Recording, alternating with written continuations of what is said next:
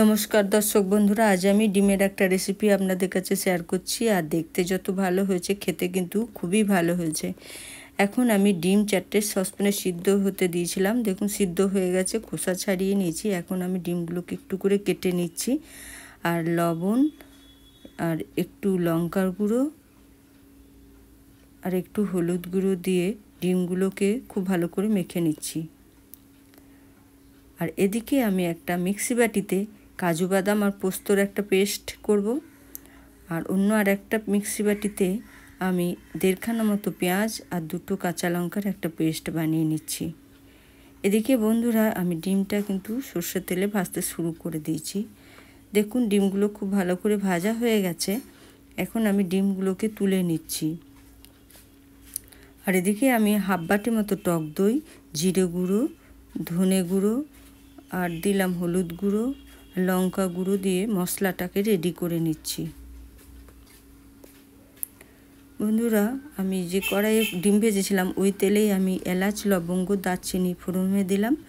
আর পেঁয়াজ বাটাটা এখন আমি দিয়ে দিচ্ছি। পেঁয়াজ বাটাটা একটু নাড়াচাড়া করব।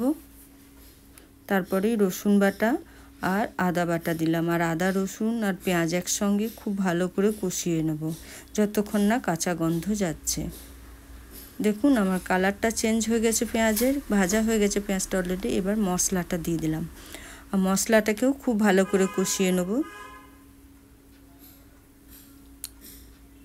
বন্ধুরা দেখুন কালারটা চেঞ্জ হয়ে গেছে মশলাটা অলরেডি কষা হয়ে গেছে। এরপর আমি যে কাজু বাদাম আর পোস্তর পেস্ট বানিয়েছি ওটা দিয়ে দিলাম। আর ওইটা দিয়ে একটু নাড়াচাড়া করব।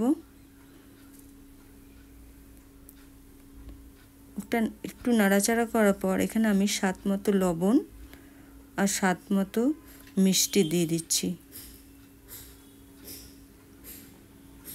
বন্ধুরা একটু নাড়াচাড়া করার পর আমি এখানে জল দিচ্ছি। আর জলটা খুব বেশি দেবো না, খুবই কম দেবো। একটু নাড়াচাড়া করেই আমি ডিমগুলো দিয়ে দিচ্ছি।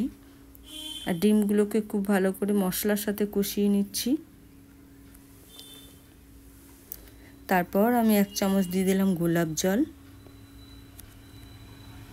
1 চামচ কেওড়ার জল আর একটু গরম মশলা গুঁড়ো আর 1 চামচ মতো ঘি দিয়ে একটু নাড়াচাড়া করে আমি গ্যাসটাকে অফ করে দিচ্ছি আর ঢেলে সার্ভ করে দিচ্ছি।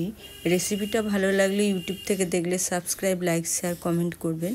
ফেসবুক থেকে দেখলে আমার পেজটা ফলো করে লাইক, শেয়ার, কমেন্ট করবেন।